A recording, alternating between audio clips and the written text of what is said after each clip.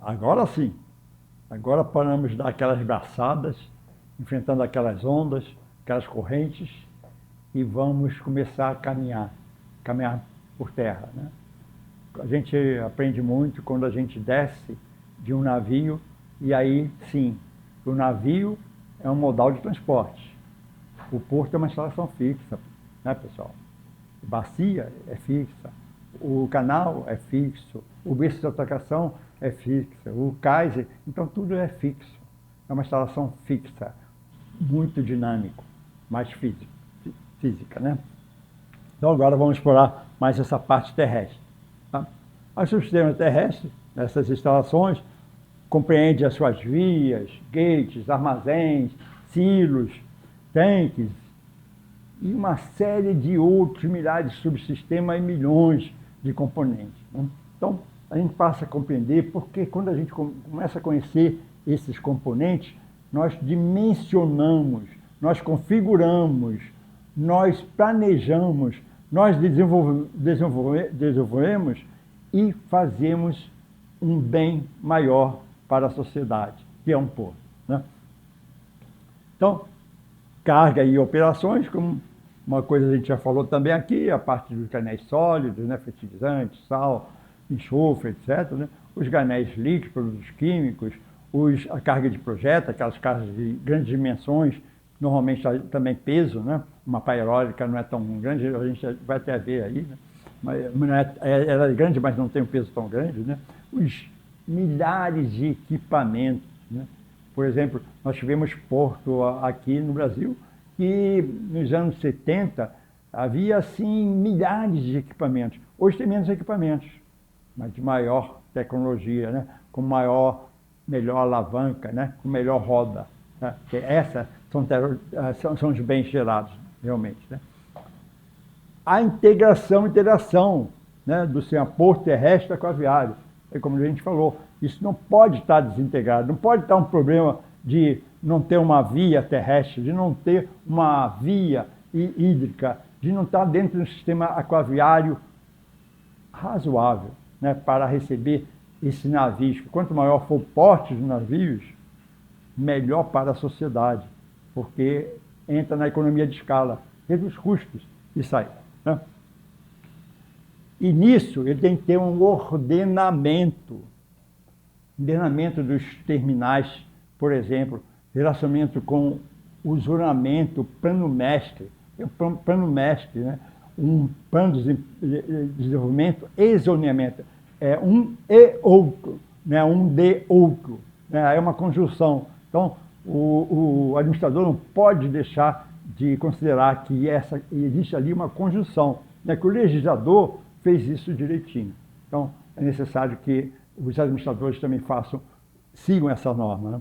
Para a distribuição física das instalações como um todo. Desde uma caixa d'água, né, para os insumos, etc., um arranjo, como também para os terminais, né? Então, está muito aqui no arranjo das instalações para atender aqueles terminais. Isto é muito importante para todos nós, né? Então, aí começamos aqui pela interface desse subsistema, o sistema aquaviário, que nós saímos, e começamos a entrar aqui nesse subsistema terrestre, né? Como é que é isto?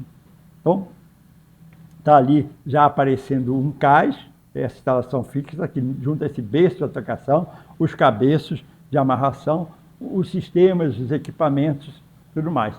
Esses empreendimentos e atividades operacionais entre as atividades terrestres e aquaviária, né, que ele compreende essas vias todas aqui, esse mundo de organização que nós temos. Compreendendo para todos eles, tanto para o terrestre, também para o aquaviário, o plano viário, que tem que interagir naquele conceito de sistema que o professor Nicolau Galdo nos ensinou lá atrás, né? Então, a questão de traçados, não pode ter um traçado todo deformado. Isso prejudica. Muitas vezes nós verificamos, através de um modelo físico e matemático, que a capacidade daquele traçado, daquela via, está ótima.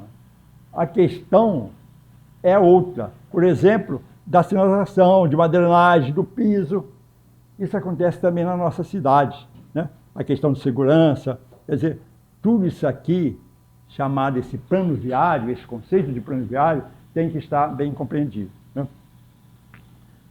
Então, esse sistema terrestre tem todos esses outros componentes e não pode se esquecer do capital humano.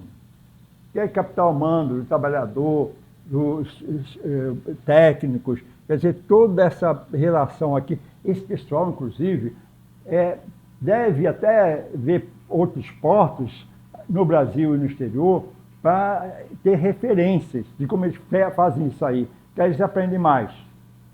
Mas tem que tomar cuidado com a política, às vezes, dos Estados Unidos, ou de uma Europa, ou da Ásia, é diferente da nossa política. Então, até mesmo para casos técnicos, aquilo que ele pode aprender lá fora, não é aplicado aqui por questões de políticas. Políticas, que eu estou falando, ferramentas para alinhamento do interesse da sociedade, não politicagem, não essas outras coisas aí que se conhecem, né? Então, veja, vamos no sistema terrestre, o que está acontecendo não deixa de ser bom. Você vê que a participação rodoviária de um dos principais portos está caindo, né? Enquanto que a ferroviária está crescendo. Isso é muito bom. A dutoviária ainda é muito fraca. Nós temos ainda um problema muito grande de capilaridade desses dutos, né? Até mesmo que tem melhor um pouco isso é a Transpetro. Mas, por exemplo, o Brasil é o maior exportador do mundo de suco de laranja. E o suco de laranja chega todo praticamente rodoviário aos portos, né?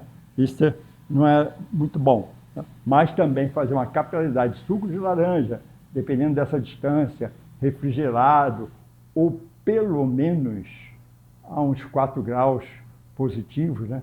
Isso é um investimento muito alto. As acessibilidades rodoviárias, nós vemos aqui, né, acabamos de falar nesse modelagem que se faz por modelos matemáticos, né, de situações de vias. Então, por exemplo, por essa convenção amarela, essa via aqui já está aqui superior a 75%. Quando chega a 70%, chama atenção, é perigoso. Então, tanto para o rodoviário como para o ferroviário. Mesma coisa.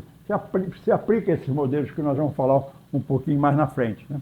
Então, é sempre essa questão dos traçados, daquele plano logístico, né?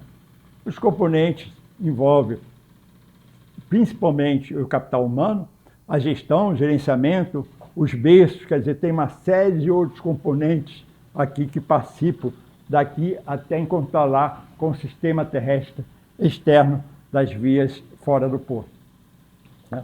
Então, as operações, carregamentos, equipamentos que são de bordo, no caso aqui, equipamento de bordo, né? O equipamento de terra, um descarregador pneumático, esteiras transportadoras, tá? Como é que isto aqui tudo funciona, qual a capacidade desse equipamento para um determinado navio. Muitas vezes, o navio grande, o equipamento não atende, então tem que ter um equipamento apropriado, adequado à embarcação, né? As vias internas, rodo, ferroviário, aqui um transporte aqui é feito na Alemanha, como é que é feito isso aqui, né?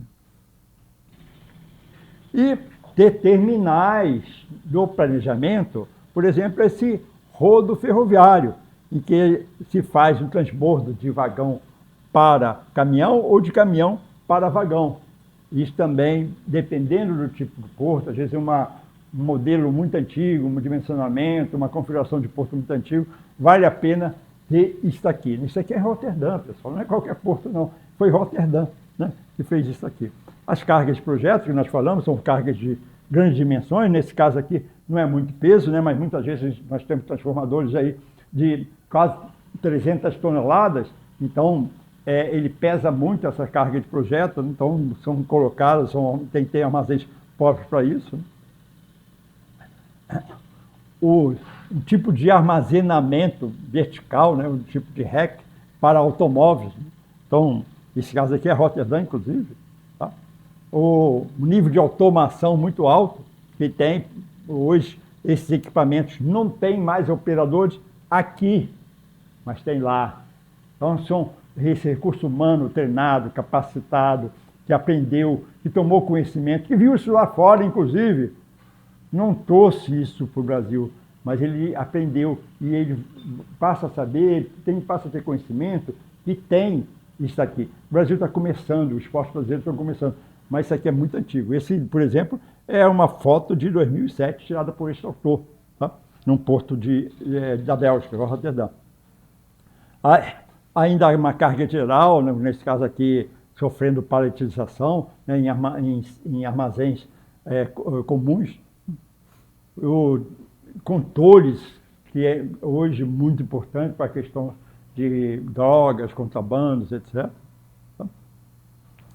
E nós vamos falar um pouco rapidamente também do armazenamento, porque nós temos o sistema aduaneiro para cargas de longo curso, mas também podemos ter um sistema que libere, que é para cargas nacionais, não precisa estar em recinto alfandegado. Nós vamos falar um pouco disso. Vários tipos de controle.